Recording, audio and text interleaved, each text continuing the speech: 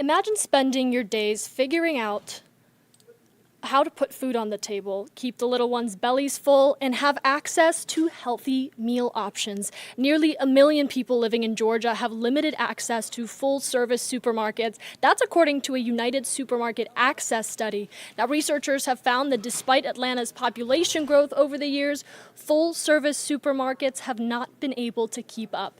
In Metro Atlanta, residents living in limited access areas increased by roughly 22% in recent years.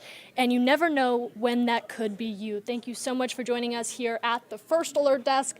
I am Maria Moreau, joined by Investment Fund financial analyst and president of lending and investments at the Reinvestment Fund, Christina Szczepanski. I hope I didn't butcher your last name there on that last bit. No worries.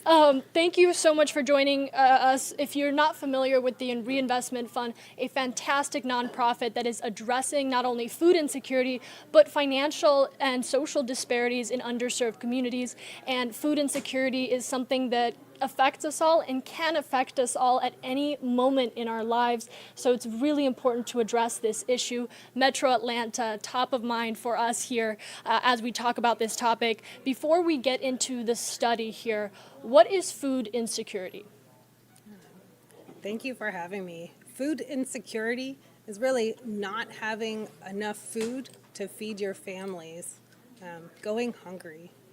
And when we talk about food insecurity here, it's very important that we talk about the side of this study that hones in on limited access to supermarkets that are full-service supermarkets, so giving folks the ability to access healthy, affordable meal options and the full extent of their food availability. What factors typically do we see contribute to food insecurity? Food insecurity, much of it is really, it's access, geographically speaking, right, to supermarkets and places, but it's not just about geography. It's also about accessibility in terms of pricing. You could live next door to a supermarket, but if all the price points are above what's in your budget, then that's not accessible to you either. Yeah, certainly. This study really delves into not only the contributing factors, but what's causing to this alarming growth that we're continuing to see in food insecurity. Primarily in Metro Atlanta, we're seeing these spots on your website under the Reinvestment Fund. You map it all out for us, taking a look at some of the limited access hotspots and really the growth that we've seen over the years in those areas. What are some of the major takeaways from this study, and how is it being applied to help everyday residents? Yes, so as you mentioned, Atlanta is a very fast-growing population, and what happens in cities like, in metro regions like Atlanta,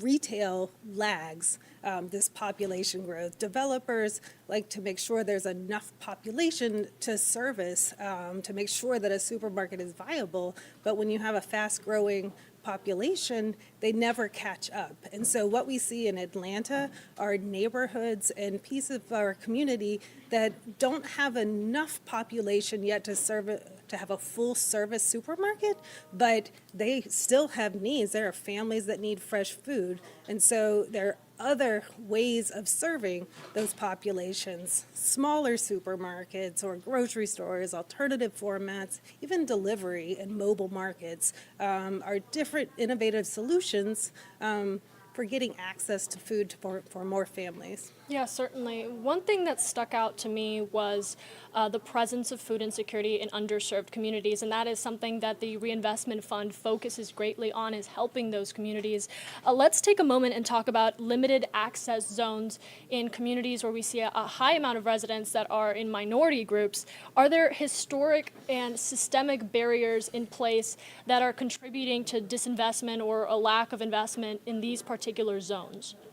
Yes, so much of what we see is historically excluded communities. It's in housing disparities, right? Education and food. It's not just one piece. We see disparities and barriers hitting these same populations, and there's overlap. And that's, public transportation networks cut off right? A lot of food insecurity is really it's a logistics issue.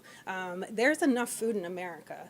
It's really just how do we get it from one place to the other, and there's just inequitable access to fresh foods for these populations. So, Christina, talk to me a little bit about what the Reinvestment Fund does to address this, because as you mentioned, it is not just having enough food, it goes beyond that, and surprisingly, contributing factors include things that are outside of just our supermarkets and getting a meal on the table at the end of the day. Yeah, so Reinvestment Fund is a mission-driven financial institution, and the key takeaway is we provide access to capital, but it gets coupled with technical assistance, business planning and support, because we really want the most viable market or supermarket or solution, because if a store closes, then that means not having access to fresh foods. And so we work with our food entrepreneurs and our borrowers to make sure that they are thinking about things like having culturally adaptive products that fit the residents and preferences of the neighborhood nearby. WIC and SNAP and other government-eligible programs to provide a variety to cover all types of incomes, and just thinking about their business for viability. For the everyday person that is, learning about the findings to come out of the study, learning more about the organizations that are helping, such as the Reinvestment Fund, and feeling like they want to get involved, they want to help, but they don't have this massive force that can enact change overnight. How can they get involved? Just the average person just wanting to be a better helper to their community and their neighbor who may be struggling with food insecurity. Really, awareness and education, I think, is first and foremost, but being involved, going to those community meetings and planning sessions around an alternative format or new retail or development in your community is a great way to help your fellow neighbors to make sure everyone has access to fresh food for their families. And you all are doing such a great job of not only getting information out there, but calling on people to get involved in your mission. If anyone wanted to connect with the Reinvestment Fund or learn more, how can they find you? Please check our website, reinvestment.com. And everything is there. Food insecurity is such a complex issue, but also it's not an impossible one, and one that is definitely deserving of attention and being addressed. For those that are, possibly watching this, learning more about food insecurity in general and its impacts here in Metro Atlanta, what should they take away at the end of this, and possibly from reading more about this study? I want folks to take away that this is a solvable problem. There's enough food. We just need different formats and different support for our local community members, our business owners, to make sure that everyone in their neighborhood, their neighbors, has access to fresh food for their families. Christina, thank you so much for joining us. Again, if you wanted to get involved and learn more, the Reinvestment Fund does fantastic work here in Metro Atlanta, Georgia, and really beyond throughout the nation. Make sure you check them out at reinvestmentfund.com, and we will, of course, have a full link of this interview and more details about this study on our website, atlantanewsfirst.com. Have a great day. Thank you.